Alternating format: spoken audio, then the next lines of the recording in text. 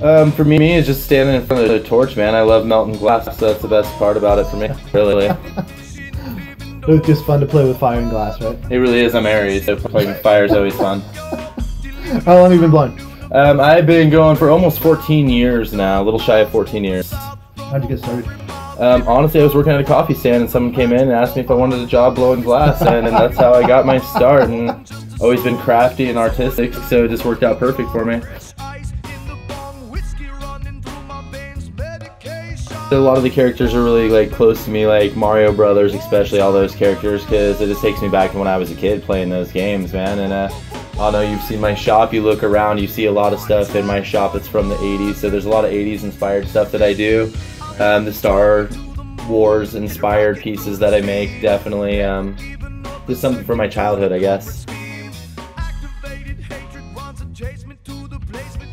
I actually got my start over at Sky Glass. Worked there for a couple years before I was let go, and then I got my next job over at Galaxy Glass. I worked there for about 10 years, and they closed down. And then just recently, I started my own company and have been going now since August of 2014. Cool. Well, for me now, it's really awesome because before I had to go somewhere else and work for somebody else. Now I get to step out in my backyard into a shop that I built and go out, and it's not really work at that point. I get to go out and, you know, have some fun every day. It does, you know, this is what pays my bills too, so it is a job. I have to treat it like a job and everything, but it's a form of art. So if I'm not feeling it, I have to take that day off, basically, you know? I have to feel what I'm doing or what I'm making, because if I don't feel it, you guys out there aren't going to be feeling my work either. So it's definitely, it goes both ways. I have to feel it for sure.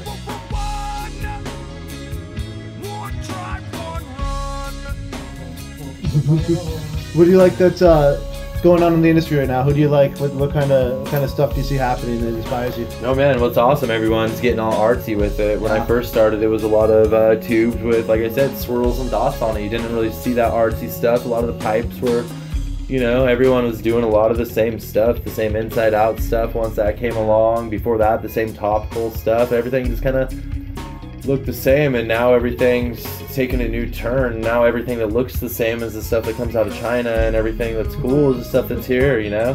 The glassblowers here are just taking it to the next level because we have to. We got to keep up with everybody, and if you don't step it up, you're gonna get forgot about. You're gonna get lost in the industry. You're gonna end up being another piece of Chinese glass, basically, if you don't step it up. So everyone stepped it up, man.